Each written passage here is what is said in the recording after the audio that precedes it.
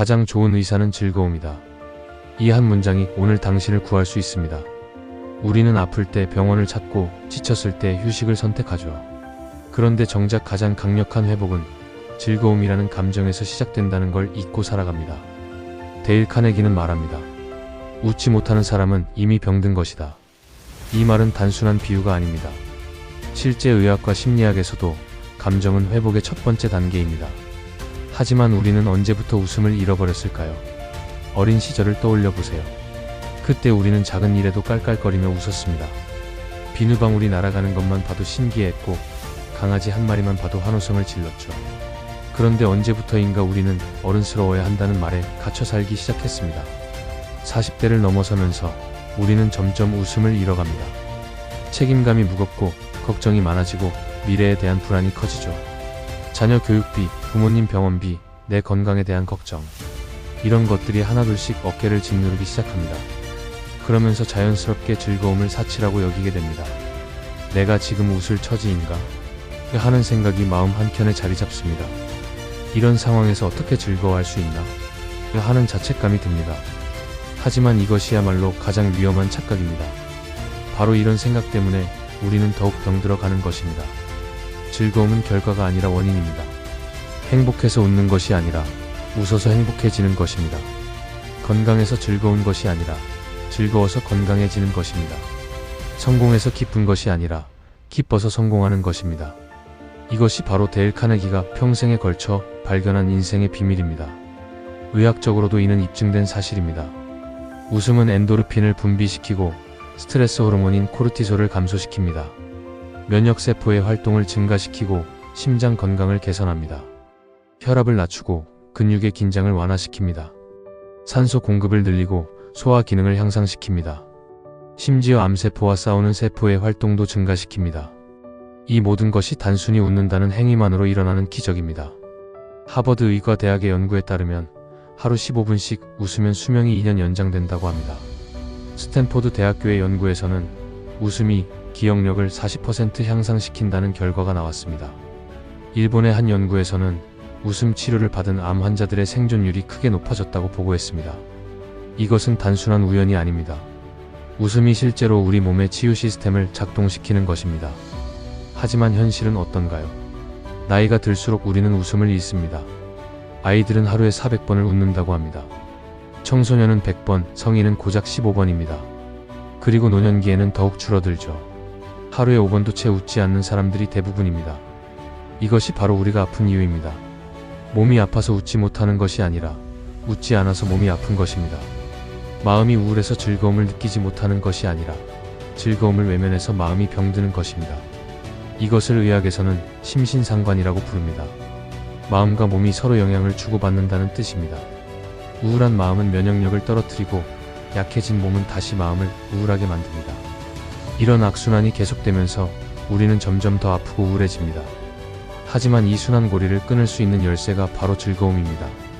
데일 카네기가 발견한 이 진리는 오늘날에도 여전히 유효합니다. 그는 평생에 걸쳐 사람들의 마음을 연구했습니다. 수많은 사람들이 어떻게 절망에서 벗어나는지, 어떻게 다시 일어서는지를 관찰했습니다. 대공황 시절, 전쟁을 겪은 사람들, 사업에 실패한 사람들, 병에 시달리는 사람들, 그리고 한 가지 공통점을 발견했습니다. 회복하는 사람들은 모두 작은 즐거움부터 되찾기 시작했다는 것입니다. 큰 행복을 추구하기 전에 작은 웃음부터 찾았다는 것입니다. 거창한 변화를 기대하기 전에 사소한 기쁨부터 받아들였다는 것입니다. 그들은 알고 있었습니다. 인생의 진짜 행복은 큰 사건들에서 오는 것이 아니라 작은 순간들의 누적에서 온다는 것을. 아침에 마시는 따뜻한 차 한 잔, 창밖으로 들려오는 새소리, 오래된 친구와의 안부 전화. 이런 작은 것들이 모여서 삶의 행복을 만든다는 것을. 즐거움은 조건이 아니라 태도입니다. 아무리 좋은 환경에서도 불행을 선택할 수 있고 가난 속에서도 웃음을 선택할 수 있습니다. 이것이 바로 우리가 기억해야 할 가장 중요한 진실입니다. 환경이 바뀌기를 기다리지 마세요. 상황이 좋아지기를 기다리지 마세요. 몸이 완전히 나아지기를 기다리지 마세요. 돈이 더 많아지기를 기다리지 마세요. 자녀들이 더 성공하기를 기다리지 마세요. 그런 외부 조건들이 바뀌기를 기다리는 동안 우리의 소중한 시간은 흘러가 버립니다. 지금 이 순간부터 즐거움을 선택하세요. 현재 가지고 있는 것들에서 기쁨을 찾으세요. 지금 할 수 있는 것들에서 만족을 느끼세요. 그럼 어떻게 시작해야 할까요? 즐거움은 연습입니다. 마치 근육을 키우는 것처럼 감정도 훈련이 필요합니다. 사소한 것에서부터 느껴보는 훈련이 필요하죠. 좋아하던 노래를 다시 듣고 아침 햇살을 일부러 쬐고 지나가는 사람과 눈을 맞추며 가볍게 웃는 것. 이런 작은 실천들이 바로 감정 근육을 키우는 운동입니다. 처음에는 어색할 수 있습니다. 이게 무슨 의미가 있을까? 하는 의심이 들 수도 있습니다. 이런 게 정말 도움이 될까? 하는 회의적인 생각이 들 수도 있습니다. 하지만 근육 운동도 처음에는 효과가 바로 나타나지 않죠. 꾸준히 반복해야 변화를 느낄 수 있습니다. 감정도 마찬가지입니다. 매일 조금씩 즐거움을 찾는 연습을 해보세요. 좋아하는 커피 한 잔을 천천히 마시며 그 향을 음미해보세요. 처음 한 모금을 입에 머금고 그 따뜻함을 느껴보세요. 목구멍으로 넘어가는 느낌까지 천천히 음미해보세요.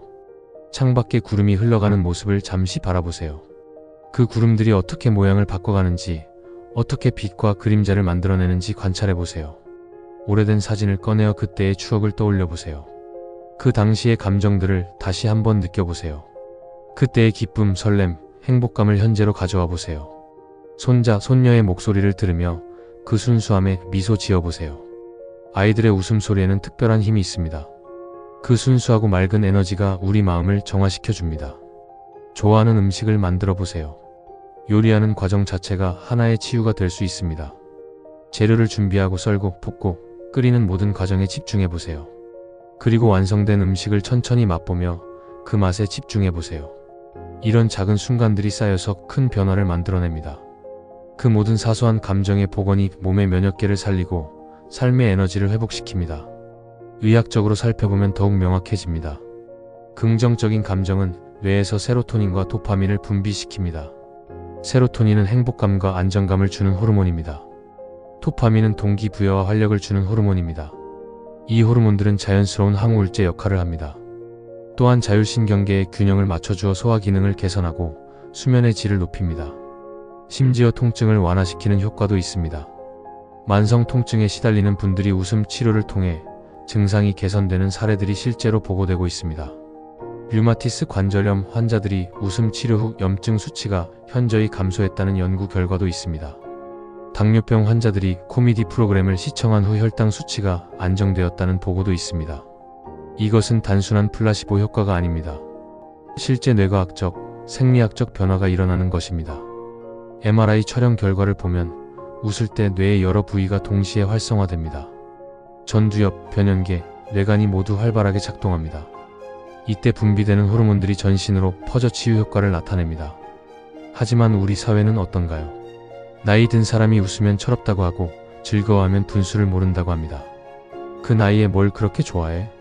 하는 시선들, 어른답지 못하다는 비판들, 이런 편견들이 우리를 병들게 만듭니다. 나이가 들수록 더욱 진지해져야 한다는 강박관념, 어른다워야 한다는 부담감, 체면을 지켜야 한다는 압박감, 이런 것들이 우리에게서 즐거움을 빼앗아갑니다. 하지만 진정한 성숙은 무엇일까요? 그것은 어떤 상황에서도 자신만의 기쁨을 찾을 수 있는 능력입니다. 남의 시선에 흔들리지 않고 자신의 마음을 돌볼 줄 아는 지혜입니다. 아이처럼 순수하게 웃을 수 있는 용기입니다. 나이는 숫자일 뿐이라는 것을 아는 자유로움입니다. 데일 카네기는 이를 성숙한 어린이의 마음이라고 표현했습니다. 경험과 지혜는 많지만 여전히 세상을 신기해하고 즐거워할 줄 아는 마음 말입니다. 실패를 두려워하지 않고 새로운 것에 도전할 수 있는 마음입니다. 완벽하지 않아도 괜찮다는 것을 아는 마음입니다. 이런 마음을 가진 사람들이 실제로 더 건강하게 오래 삽니다. 장수 지역으로 유명한 오키나와나 사르데냐 사람들을 보세요. 그들의 공통점은 나이가 들어도 여전히 웃음을 잃지 않는다는 것입니다. 작은 일에도 감사하고 함께 모여 이야기하며 웃습니다. 노래를 부르고 춤을 추고 서로를 격려합니다. 경쟁보다는 협력을, 비교보다는 감사를 선택합니다. 이것이 바로 그들의 장수 비결 중 하나입니다. 100세가 넘은 할머니가 여전히 바치를 하며 웃는 모습, 90대 할아버지가 젊은이들과 어울려 농담을 주고받는 모습, 이런 장면들이 그들의 일상입니다. 나이를 핑계로 포기하지 않고 매일매일을 새롭게 살아가는 모습입니다. 물론 현실적인 어려움들이 있을 것입니다. 건강상의 문제, 경제적인 걱정, 가족 관계의 스트레스, 혈압약을 매일 챙겨 먹어야 하는 현실. 무릎이 아파서 계단 오르기가 힘든 현실. 자녀들이 바빠서 자주 연락하지 못하는 서운함. 이런 것들이 우리를 짓누르는 것도 사실입니다.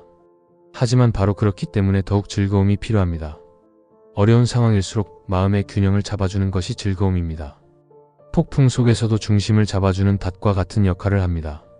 실제로 힘든 시기를 겪은 사람들의 증언을 들어보면 작은 웃음이나 즐거움이 그들을 버티게 해준 힘이었다고 말합니다. 전쟁을 겪은 세대, 가난했던 시절을 결락낸 분들. 그분들이 그 어려운 시기를 어떻게 버텼을까요? 서로 모여 앉아 이야기하며 웃었기 때문입니다. 힘든 상황 속에서도 작은 기쁨을 찾았기 때문입니다. 노래를 부르고 춤을 추고 함께 울고 웃었기 때문입니다. 보릿고개를 넘기며도 서로 나눠 먹고 함께 웃었기 때문입니다. 이것이 바로 인간의 회복력입니다. 즐거움을 통해 다시 일어서는 힘입니다. 그 시절 사람들은 지금보다 훨씬 가난했지만 지금보다 훨씬 많이 웃었습니다. 물질적으로는 부족했지만 감정적으로는 더 풍요로웠습니다. 이웃과 함께하는 시간이 많았고 서로를 격려하는 문화가 있었습니다. 어려울 때일수록 더욱 단결하고 힘들 때일수록 더욱 웃었습니다. 그렇다면 구체적으로 어떻게 실천할 수 있을까요? 첫째, 웃음 일기를 써보세요. 매일 하나씩 웃었던 순간이나 즐거웠던 일을 기록해보세요. 아무리 작은 일이라도 좋습니다.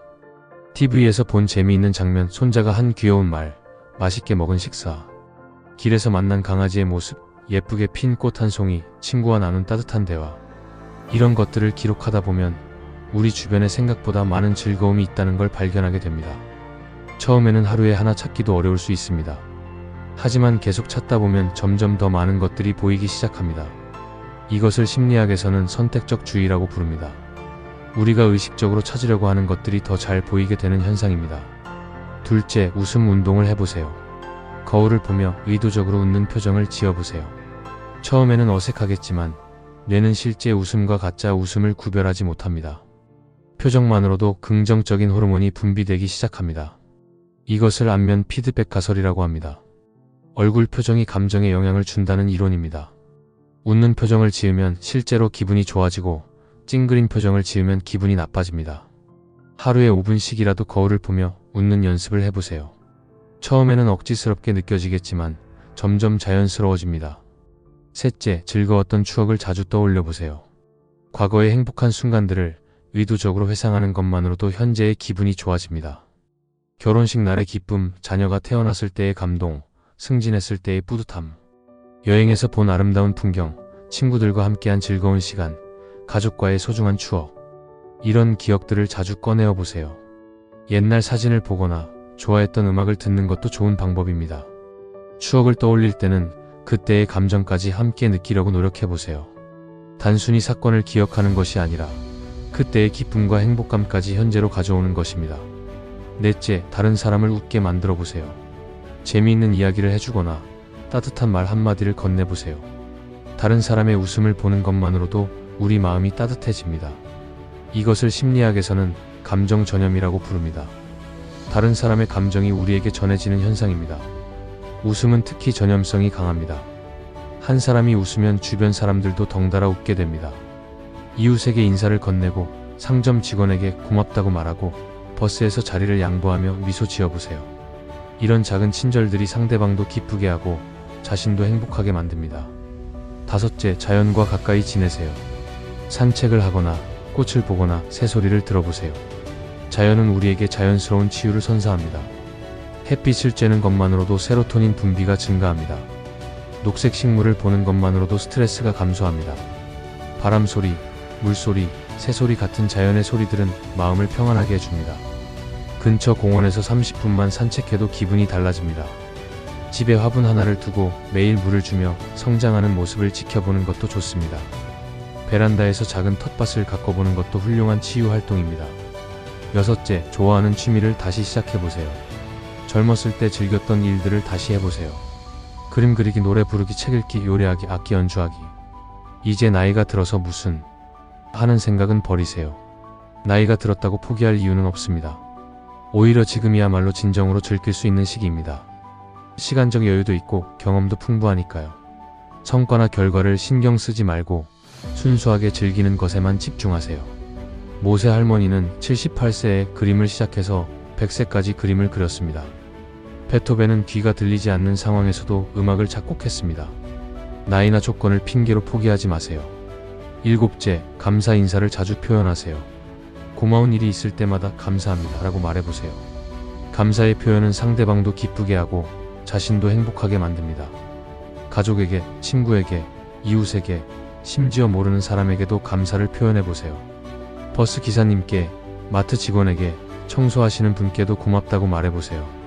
이런 작은 감사 표현들이 세상을 따뜻하게 만들고 자신의 마음도 따뜻하게 만듭니다. 8째, 몸을 움직이세요. 가벼운 운동이나 스트레칭도 기분을 좋게 만듭니다. 운동할 때 분비되는 엔도르핀은 천연 기분 좋아지는 약물입니다. 격렬한 운동이 아니어도 됩니다. 집 안에서 하는 간단한 체조, 계단 오르내리기, 집 주변 산책, 이런 작은 움직임들도 충분합니다. 음악에 맞춰 몸을 흔들어 보는 것도 훌륭한 방법입니다. 춤은 특히 강력한 치유 효과가 있습니다. 리듬에 맞춰 몸을 움직이면 뇌에서 다양한 행복 호르몬이 분비됩니다. 나이가 들어서 춤을 출 수 없다고 생각하지 마세요. 의자에 앉아서도 할 수 있고 침대에 누워서도 할 수 있습니다. 중요한 것은 음악과 함께 몸을 움직이는 것 자체입니다. 9째, 웃을 수 있는 콘텐츠를 의도적으로 찾아보세요. 코미디 프로그램, 재미있는 영화, 유머러스한 책들을 보세요. 웃음을 자극하는 콘텐츠들을 적극적으로 찾아보세요. 예전에 좋아했던 개그맨의 프로그램을 다시 보거나 재미있는 유튜브 채널을 구독해보세요. 하루에 30분씩이라도 웃을 수 있는 시간을 만들어 보세요. 이것만으로도 하루의 기분이 완전히 달라질 수 있습니다. 10째, 긍정적인 사람들과 시간을 보내세요. 부정적이고 불평만 하는 사람들과는 거리를 두고 밝고 긍정적인 사람들과 어울리세요. 감정은 정말로 전염됩니다. 긍정적인 사람들과 함께 있으면 자연스럽게 자신도 긍정적이 됩니다. 동호회나 모임에 참여해보는 것도 좋습니다. 같은 취미를 가진 사람들과 만나면 자연스럽게 즐거운 대화가 이어집니다. 이런 작은 실천들이 모여서 큰 변화를 만들어냅니다. 하루아침에 모든 것이 바뀌지는 않을 것입니다. 하지만 일주일, 한 달, 3달을 꾸준히 해보세요. 조금씩 천천히 변화를 느끼게 될 것입니다. 아침에 일어나는 것이 덜 힘들어지고 잠들기 전에 하루를 돌아보며 미소 짓게 되고 사람들과의 만남이 더 즐거워지게 됩니다. 식욕도 돌아오고 잠도 더 깊게 자게 되고 몸의 여기저기 아픈 곳들도 조금씩 나아지는 것을 느끼게 될 것입니다. 혈압이 안정되고 소화도 잘 되고 면역력도 좋아지는 것을 경험하게 될 것입니다. 무엇보다 자신을 바라보는 시선이 달라집니다. 나도 아직 웃을 수 있구나, 나도 아직 즐거울 수 있구나 하는 자신감이 생깁니다. 나이가 들었다고 모든 게 끝나는 것이 아니구나 하는 깨달음이 옵니다. 아직 늦지 않았구나 하는 희망이 생깁니다. 이것이야말로 가장 큰 변화입니다.